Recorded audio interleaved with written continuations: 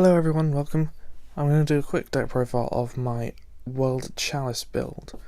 This is of Flames of Destruction, as you can see below. This is not hugely tested, this is like a preliminary build.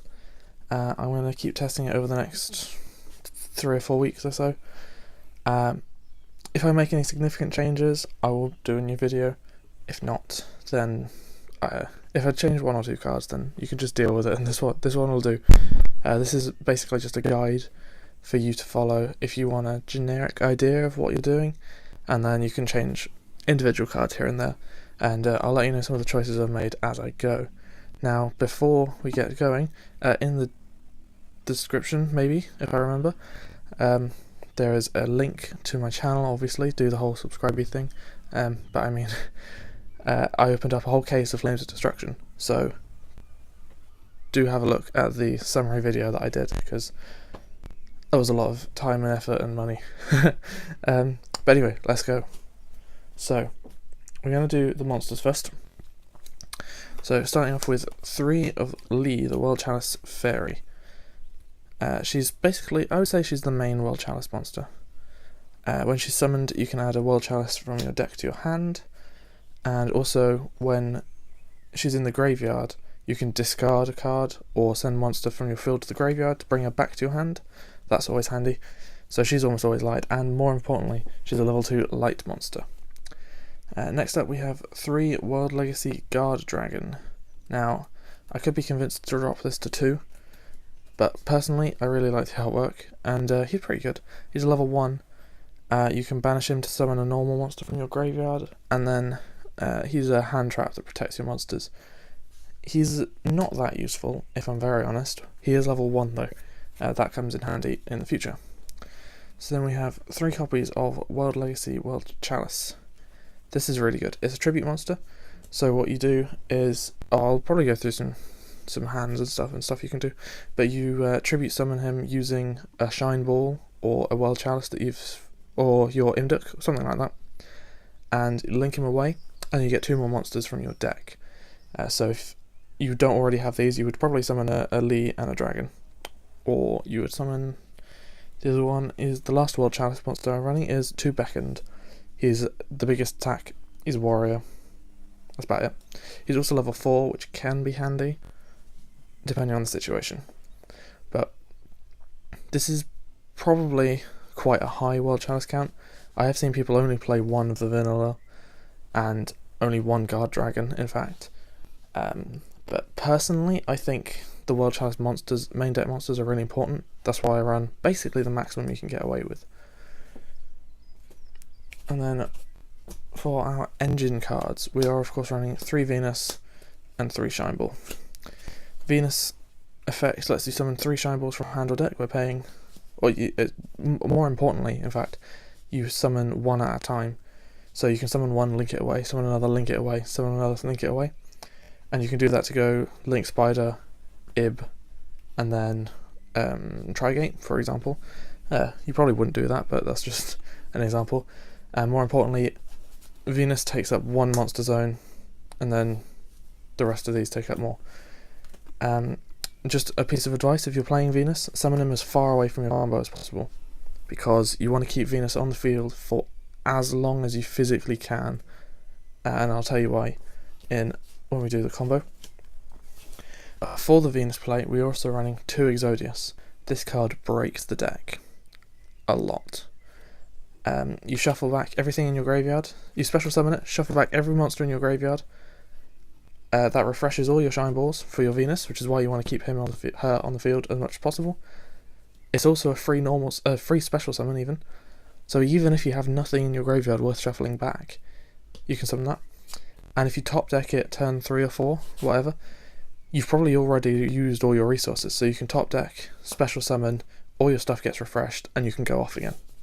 So personally, I think Exodius is the card that makes this deck. And then of course we're running the Kaijus. Gamseel is the most important one. I probably run too many Kaijus, I would say. But we'll go, Gamseel is important because he's a negate. That's the one you want on your field, which is weird because normally it's the one you want to give to your opponent. But you can remove some Kaiju counters to negate an activation of a card or effect once per turn. So he's really good. He's also 3000 defense, which is good enough.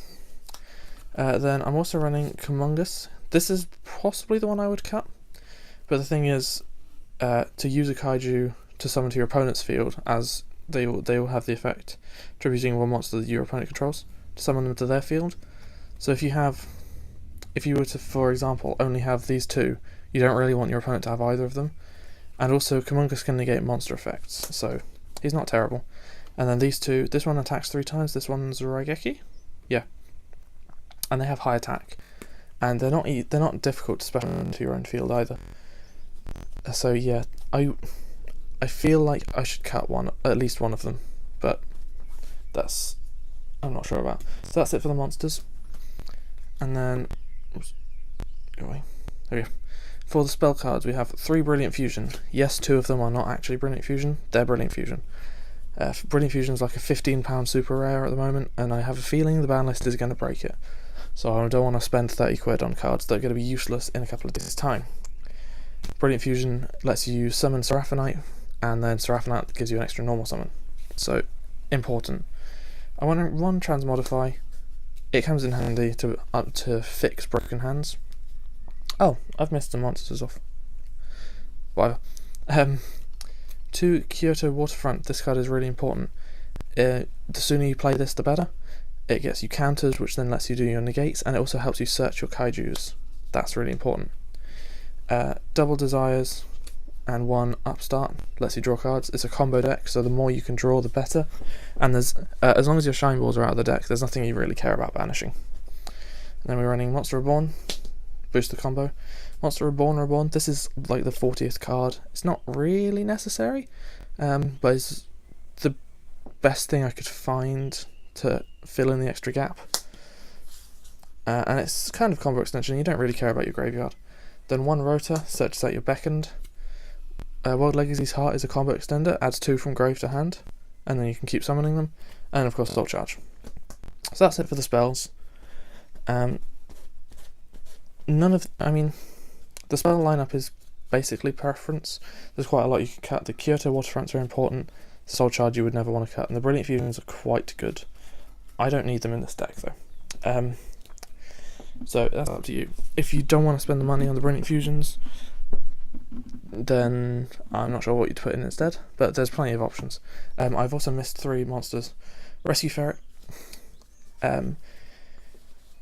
This is why it's important to have a Lee, a Dragon, and a Venus in your deck, because if you can get to Sayuja, who links here, here, and here, you can summon the Ferret, shuffle him back into the deck, and you summon 6 levels worth of monsters. So you summon level 1 Guard Dragon, level 2 Lee, and level 3 Venus, and that's a way of kind of searching out your Venus from the Rescue Ferret. 1 Gemini Lazuli. Some people run Garnet. I don't think Garnet's a good idea. Lazuli helps refresh your hand, so she's basically an extra plus, and especially if you're going into the Sayuja play, the more pluses you can get, the better. And then 1 Ibli. She's new, she's cool, and she's a Monster Reborn, and she can also Fate Stun your opponent if you know they're not running links, but I'm not sure how often that effect is going to be useful. So then extra deck. For the World Chalices we have Ningirisu, Aurum, Ib, and Imduk. 1 Imduk probably isn't enough. Again, this is only a preliminary build. Aurum is not 100% necessary, but useful. Ib is 100% necessary, and Ningirisu gets you draws. And the important thing is, Imduk gets you an extra normal summon. So what you would do is you would summon a normal monster, link it to Imduk, and then tribute the Imduk for the World Legacy World Chalice, or just another normal summon to get a link to. So he's your main piece to link up with. Ib is a co-link target, basically. Aurum points downwards, and she's the only World Legacy that does point... She? He? I think it's a he. He's the only World Legacy that does point downwards. So that's important. And then Ningirisu helps you draw. He also has good link arrows. He can co-link quite easily. And he has a good destruction effect as well. But more importantly, he can help you draw. And all of them have the effect where if they go to the graveyard, you can special summon a World Chalice monster from your hand, which is why hand advantage is really important in this deck. So then we also have the nightmares. I've done the least experimenting with the nightmares possible, but I'm running one of each. They co-link basically. You would aim to summon your Phoenix to this zone up here, your Cerberus to this zone up here, Trigate, Link Spider, Firewall Dragon probably, and then an Ingarisu here, and that's how you get your extra link. I'll try and go through that, but I'm not 100% confident with it, if I'm very honest. So that's the nightmares. They're probably not all necessary, but they're basically a win condition. And for the generics, Soyuja, 100% necessary, you need the draw. Firewall Dragon, also 100% necessary for the broken combo. Trigate Wizard is kind of part of your win condition. He's a negate, he can banish cards, and he's got good link arrows. 2 Link Spider, also necessary, because they point down, and also because they... my camera's going to die. And also because they summon a normal from your hand, so they can help get your Venuses, your Shine Balls out. And get your Shine Balls out, everyone. That's demonetized either. Yeah, they're good combo starters, and that you can refresh them with Exodius means that's the only reason you can get away with playing less than the maximum number of Link Spiders and Imdunks. And then Seraphonite, because you need it for the play.